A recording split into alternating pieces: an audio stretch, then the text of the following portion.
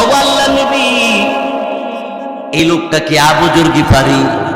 রাসূল বললেন, জিবরাইল রে, আমার আবু যর গিফারি রে তুমি চিনো?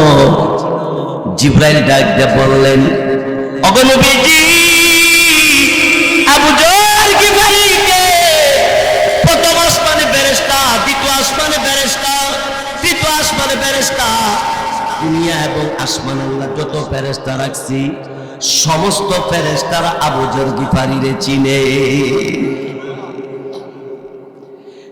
জিবরাইল এই কথা বলার পরে আমার আপনার নবী বললেন, কিরে জিবরাইল, আমার আবু যর গিফারিরে সমস্ত ফেরেশতারা কেমনে চিনে? জিবরাইল বললেন, নবী গো,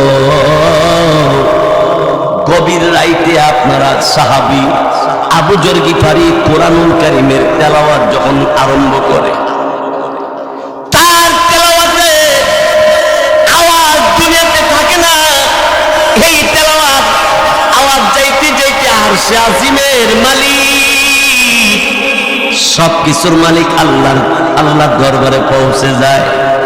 আল্লাহ পাক রব্বুল আলামিন সকল ফেরেশতাদেরকে ডাকতে বলে, আমার নবীর ভালোবাসে, আমার নবীর সুন্নাত মতো জীবন পরিচালনা করে, আমার নবীর জন্য জীবন দিতে রাজি। আমার আবু যর গিফারিরে তোমরা সবাই চিনে রাখো। আল্লাহ চিনে, আল্লাহ পাক সমস্ত ফেরেশতাদের চিনাইয়া দিছি। বন্ধুগণ, গভীর রাতে উনি সূরা ইখলাস, কুল হুয়াল্লাহ সূরা, হাদিস শরীফের মধ্যে আছে, যেই ব্যক্তি 10 বার সূরা ইখলাস, কুল হুয়াল্লাহ সূরাটা পুরুষ অথবা মহিলা তেলাওয়াত করে, আল্লাহ তাআলা তার জন্য জান্নাতে আলাদা ঘর বানায় দেন। নবীজি বলেন, সূরা ইখলাস, কুল হুয়াল্লাহ সূরা কোন পুরুষ অথবা মহিলা 1, 2, 3 বার তেলাওয়াত করে, নবী বলেন পুরা 30 পারা কোরআনের খতমের সওয়াব আল্লাহ পাক তাকে দান করবে। ভাইয়েরা আমার, বন্ধুরা আমার, এই জন্য আল্লাহ পাক রব্বুল আলামিনের কালাম কোরআনুল কারীমে ইসলামপুর বড় বাড়িতে সুন্দর একটা মাদ্রাসা দেখে আমি এই জন্য আলোচনা করলাম।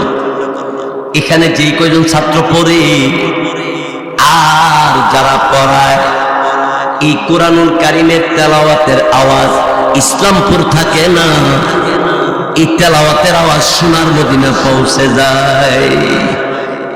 সোনার মদিনা পৌঁছে, শুধু তাই না, আল্লাহ পাকের দরবারে পৌঁছে যায়।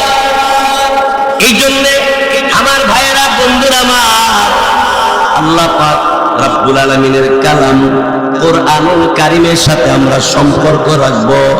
আল্লাহ পাক আমাদের সকলকে কবুল করুক, বলেন আমিন। আরো জোরে বলি আমিন। এরপর আল্লাহ বলেন, হুদাল লিল মুত্তাকিন।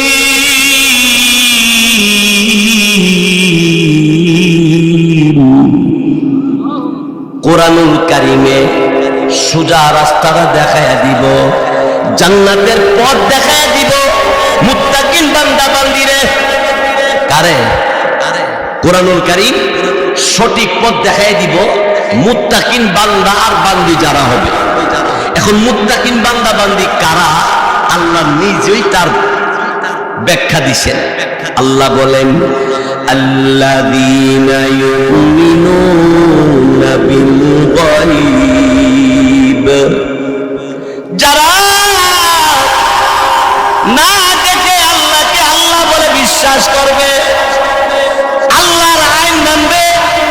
আল্লাহ যেই আমার আপনার নবীকে, নবী মুহাম্মদুর রাসূলুল্লাহ সাল্লাল্লাহু আলাইহি সাল্লাম শেষ নবী হিসাবে পাঠাইলেন, যে লোকে শেষ নবী হিসাবে মানবে, ওই লোকের জন্য আল্লাহ পাক রব্বুল আলামিনের কালাম কোরআনুল কারীম জান্নাতের রাস্তাটা দেখাইবে। 2 নম্বর, ওয়া ইউকিমুনাস সালাহ, মুত্তাকিন বান্দা ওই লোক হবে যেই লোকে আল্লাহর হুকুম নবীর তরিকা মতো 5 ওয়াক্ত নামাজ পড়বে।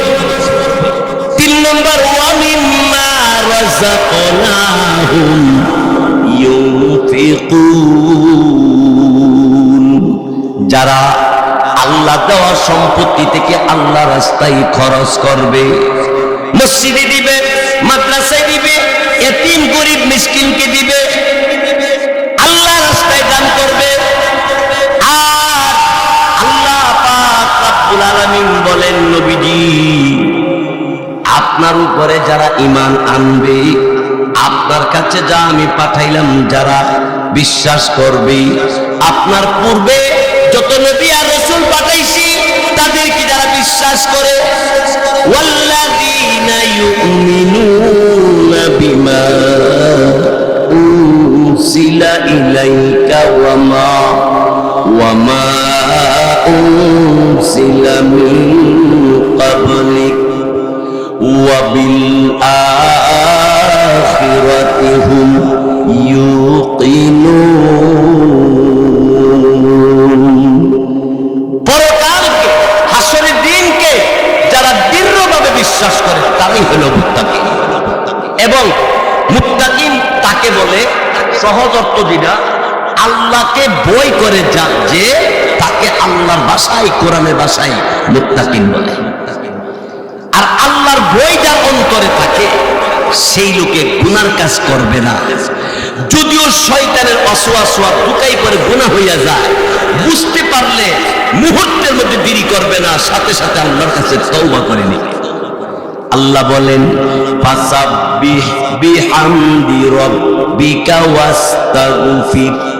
এটা আমার আপনার নবীর দিকে লক্ষ্য করে আল্লাহ বলেন, হাবিব আপনি আমার পবিত্রতা বর্ণনা করুন, আমার প্রশংসা করুন, আমার কাছে তওবা করুন। সুবহানাল্লাহ, জোরে বলুন।